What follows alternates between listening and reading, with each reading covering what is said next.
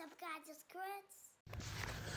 Chris. Warning, before making any plumbing repairs, make sure you turn off the incoming water to your home.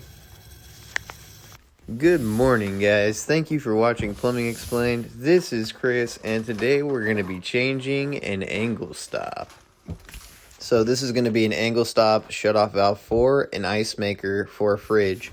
And right now they've got a 1/2-inch quarter turn valve here. Not a big fan of the quarter turn in our area because we have really hard water. They tend to freeze up and break off. Can't tell you how many nightmare horror stories I have of these things.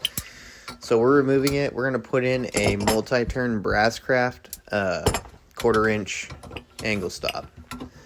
1/4-inch by 1/2-inch compression angle stop to be exact. Now, I'm not completely against quarter turn. Like, if the customer is willing to spend a little bit more, I always recommend the quarter turn DAHL, D-A-H-L valve. They're great. They don't freeze up. You don't have to work them out every 6 months like you do the Brasscraft. They're amazing valves, the DAHL. I mean, they're like, I've never seen one fail. So here I am loosening the compression nut on this angle stop. And yeah, you're always going to be screwing that compression nut. It's kind of backwards here. You're screwing that right to remove and left to tighten. Now, I always love when I get to use one of my favorite tools, the Ferrule Blaster. This thing was designed to pull ferrules off of copper pipe.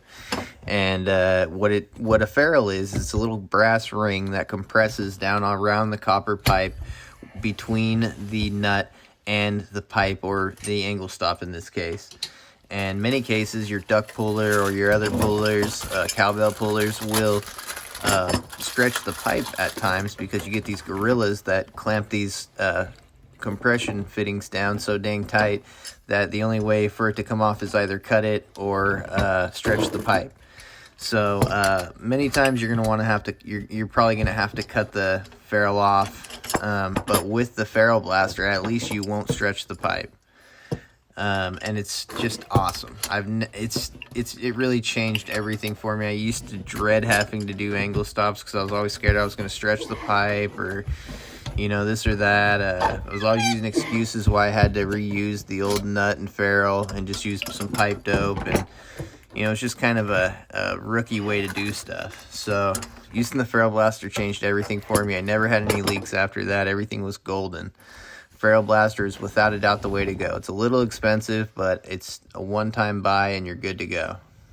So when you're turning the water back onto the house, you want to always make sure that you're listening to that pipe. Make sure you hear the water stop running through the pipe before you go in to check your work. And always turn the water on as slow as possible. It's really not good to jolt the system. So with the beauty of technology, we are going to go ahead and check the back of this fitting and the threads, because sometimes if it's not tight enough, water will seep through the threads. As you can see, there's no leaks anywhere on this compression fitting, but there's a little bit of corrosion, so we do want to address that. We want to make sure that our area that we worked on is as clean as possible and that there's no potential for future leaks. So I'm going to hit that little bit of corrosion there with some sandcloth. I know that it's just surface corrosion. I know that, but I also know my customer is more than likely going to get down there on his hands and knees and examine everything after I'm gone.